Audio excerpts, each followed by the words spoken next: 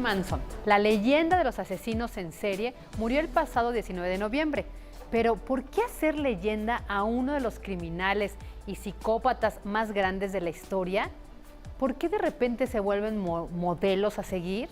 ¿Qué hay detrás de una mente criminal? Esto es Punto y Coma. Bienvenidos. Well, God, I guess you're my best friend, being I invented you. You believe in God, Charles? Sure, I believe in myself. Why wouldn't I? The time keeps on flying. Asesino, psicópata, manipulador, actor y cantante frustrado. Durante el movimiento hippie de la década de los 70, Charles Manson formó la familia, una legión de seguidores, en su mayoría mujeres, que gracias a grandes dosis de LSD, marihuana y sexo, cumplían sus deseos. La secta vivía en lugares apartados, sin televisión ni radio. Se movían cuando Charles Manson quería probar suerte como estrella de rock en otra ciudad. El 8 de agosto de 1969, 4 miembros de la familia asesinaron a 7 personas en una casa en Beverly Hills. Entre las víctimas estaba Sharon Tate, esposa del director de cine Roman Polanski. Tenía 8 meses de embarazo. Los asesinos escribieron con sangre mensajes en las paredes de la casa mientras seguían instrucciones que decían escuchar en Helter Skelter de los Beatles. Al día siguiente, una pareja fue asesinada de manera similar. Manson fue condenado a muerte en 1971 por ser el autor intelectual de los crímenes. Tras la abolición de la pena capital en California en 1972, su sentencia cambió a cadena perpetua. Estuvo a punto de obtener la libertad condicional, sin embargo, le fue negada por representar un peligro para la sociedad.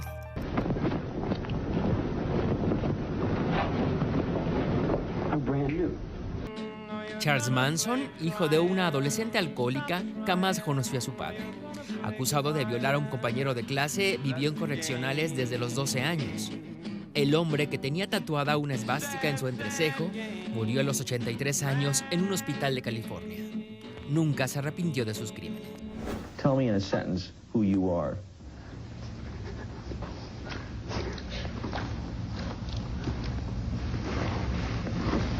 Nobody. I'm a tramp, a bum, a hobo. I'm a boxcar and a jug of wine. And a straight racer if you get too close to me. Para Imagen, con información de Teresa López Gutiérrez.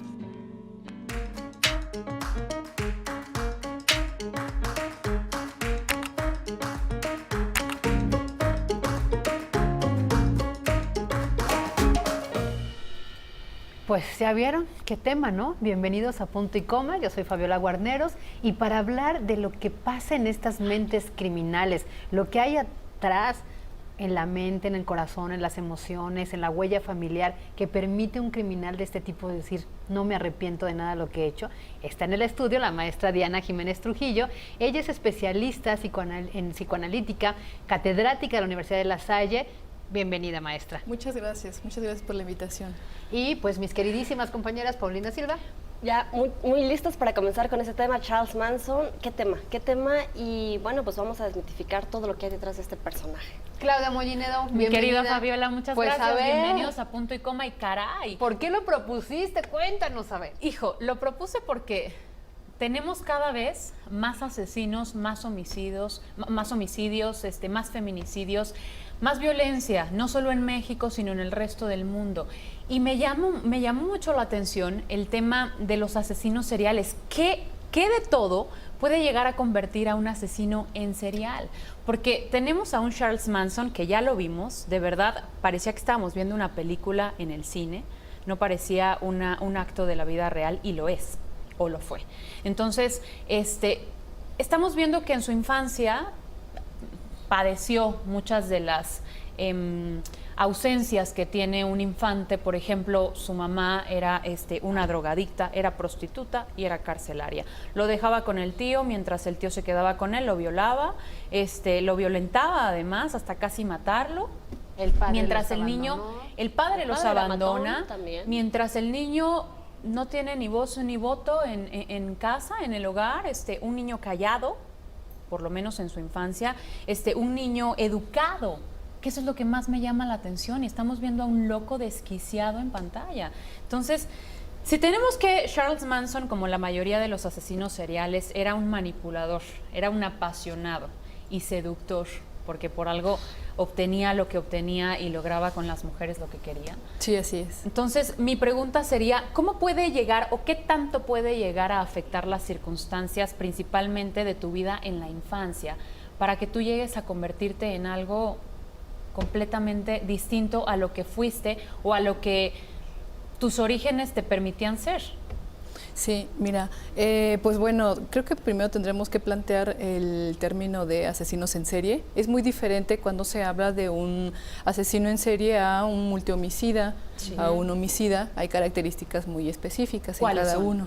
Si nada más sería un homicidio, puede ser únicamente tratarse de un caso, o bien multihomicida cuando hay una repetición de una serie de asesinatos, pero que no van a coincidir en un modus operandi o en la misma motivación, a diferencia del término asesino en serie. Pero aquí sí habría que intervenir porque Charles Manson no era asesino, o sea, él no mató a una sola persona, simplemente influyó en todo el clan, en todo el grupo, para que ellos cometieran estos asesinatos. O ellas, porque era un clan de mujeres. De mujeres también. Ajá.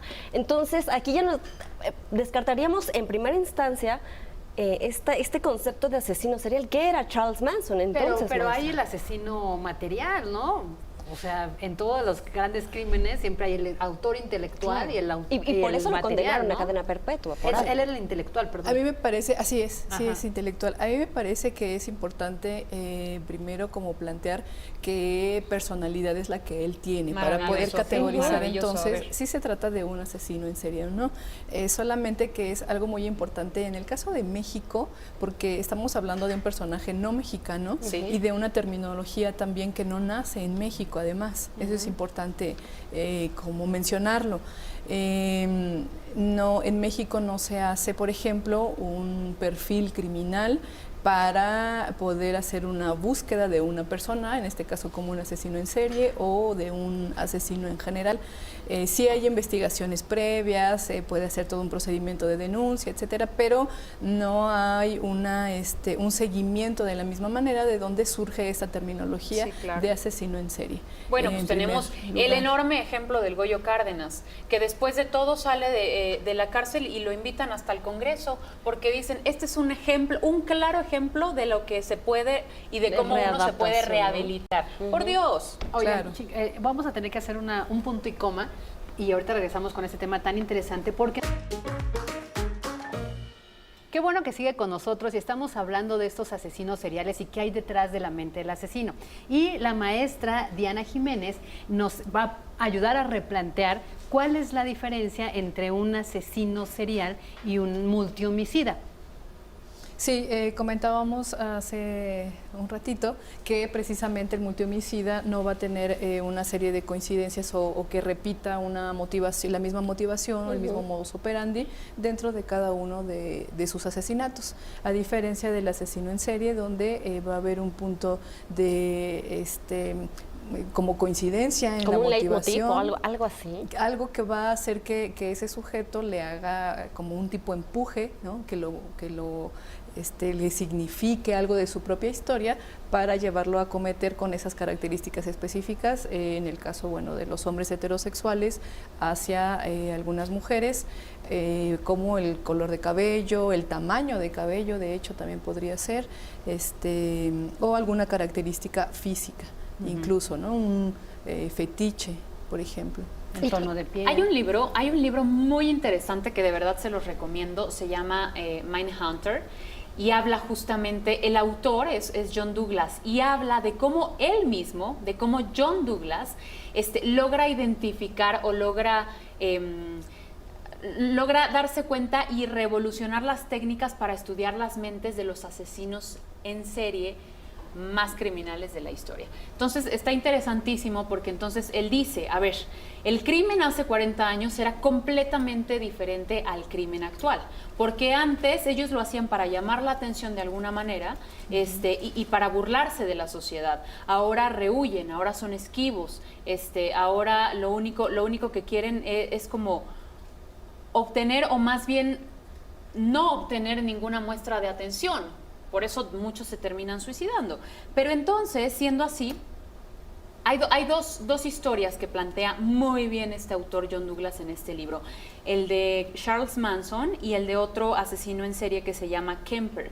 Este también era de verdad terrible. Mató a varias niñas, tuvo relaciones con los cuerpos. Después de ello mata a su madre, y después de matar a su madre, con la cabeza de la madre, tiene relaciones también, por el simple hecho del goce que tiene un asesino en serie, como tú nos lo comentabas. Entonces, ¿qué es lo que lleva a un asesino en serie a matar de esa manera tan descabellante? ¿Cómo es la mente de un asesino en serie? Claro, existen dos tipos de asesinos en serie, sería el organizado y el desorganizado, que va a proponer precisamente Robert Ressler, junto con este autor de este libro. John Douglas. Sí, así es, en FBI, porque a través de estas entrevistas que mencionan, sobre todo con Kemper, pues se dan cuenta de que hay factores psicológicos que van más allá de esa época, de la década de los 70s en Estados Unidos, que no solamente estaba implicado el hecho de una conducta sociópata, es decir, transgredir las reglas establecidas en ese momento, o cierto hartazgo, o llamada de atención, como lo comentabas.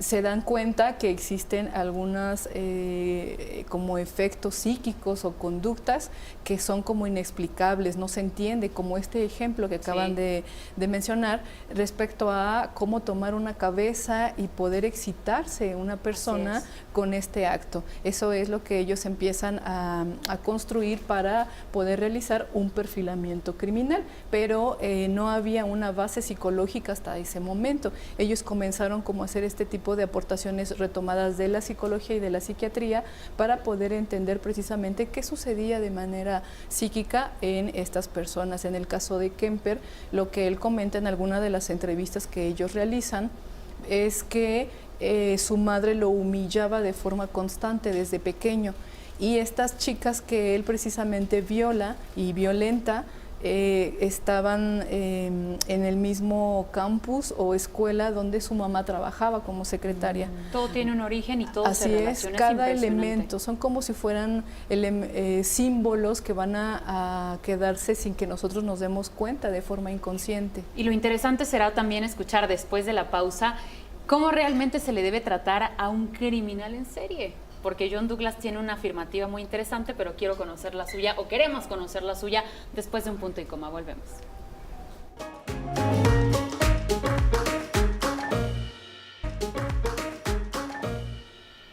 Gracias por continuar con nosotros. Estamos en Punto y Coma hablando de este personaje tan temido y también, bueno, pues muchas veces adorado, Charles Manson.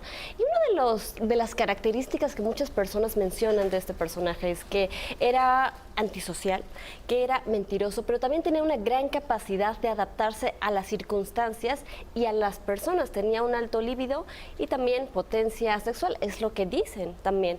Pero justamente para conocer un poquito más de su personalidad, y vamos a analizar un poco la grafología de Charles Manson. Tenemos una carta incluso que fue pues escrita con puño y letra de este personaje, y la maestra Diana nos va a poder decir un poquito cuál era la personalidad. Sí, ¿qué ves en su letra, Diana?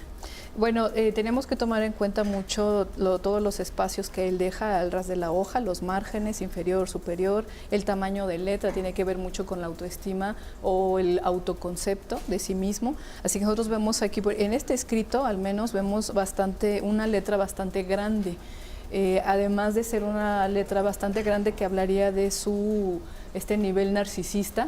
La primer letra, a diferencia de las que continúan, es cómo él se mira y se presenta frente a lo social. Entonces, ahí tenemos varias letras mayúsculas, la J, la G, en el siguiente renglón, en el segundo, nuevamente tenemos mezcla mayúscula con minúscula.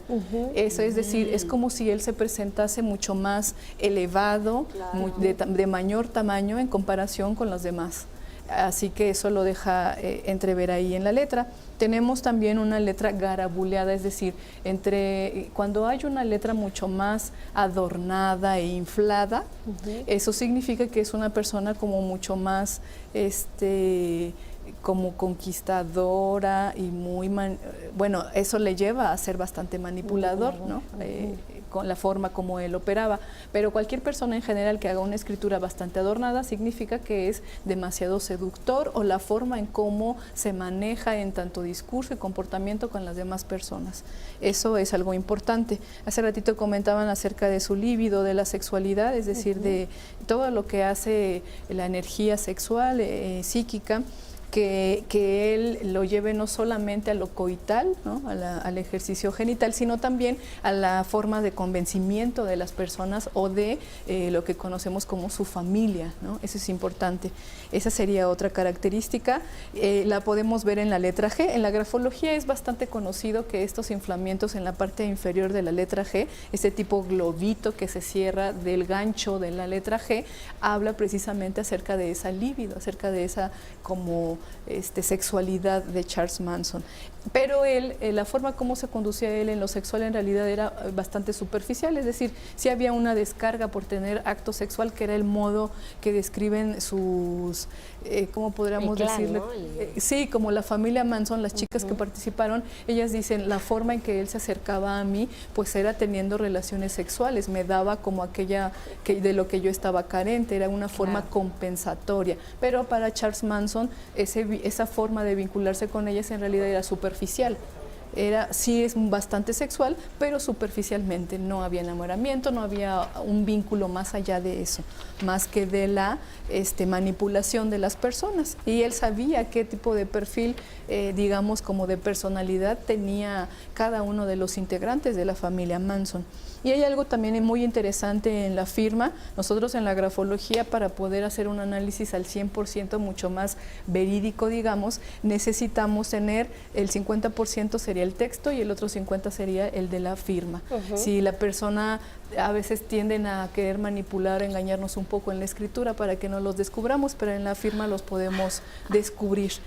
Charles Manson tiene algo interesante en su letra C, además de ser la letra más grande de toda la firma, es decir, nuevamente aparece como este rasgo narcisista, y la forma en cómo se va a vincular una letra con la otra, es decir, la unión entre la C y la H y las siguientes letras, es la forma en cómo nos relacionamos, como si fueran las manitas, ¿no? Una letra con las manos, cómo se vincula con las demás personas, pues está completamente unida, es de forma muy manipuladora, como lo hace Charles Manson, bastante acentuado. Hay otras personas que, aunque sean muy sociables, no es tan grande la letra ni tan garabuleada. Y fue tan manipulador que incluso desde la cárcel logró conquistar a muchísima gente. El papel de baño que él usaba lo vendían en $500. Las envolturas de los dulces pues costaban $750 en internet. Y bueno, pues justamente nos gustaría, después de la pausa, maestra, que nos comentara por qué estos personajes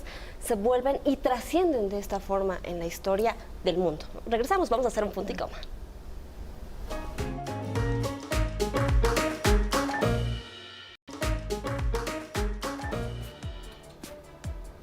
Pues miren, estamos viendo imágenes de Charles Manson del 69 hasta el 2011. Maestra, tú acabas de describirlo por su escritura, pero la escritura narcisista con relación a su imagen no concuerda. ¿Por qué? Es que generalmente se piensa que una persona con un rasgo narcisista siempre va a tener como mucho cuidado con su persona o su alineo. No necesariamente es así. El narcisismo, que no es la misma cuando él estaba, digamos, como en el clímax de su éxito del convencimiento, la primer foto de 1969, a cuando él ya estaba en decadencia en el 2011. Es decir, ese rasgo narcisista no necesariamente va a permanecer a lo largo de toda su vida.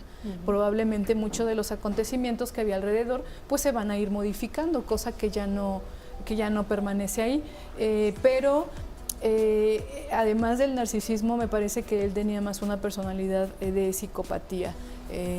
No solo un rasgo de él solamente sería el narcisismo, pero hay más elementos que van a prevalecer en él. Pero ¿qué es lo que no falla además en las mentes criminales, no? Vamos a hacer un punto y coma y regresamos con más para terminar con las conclusiones.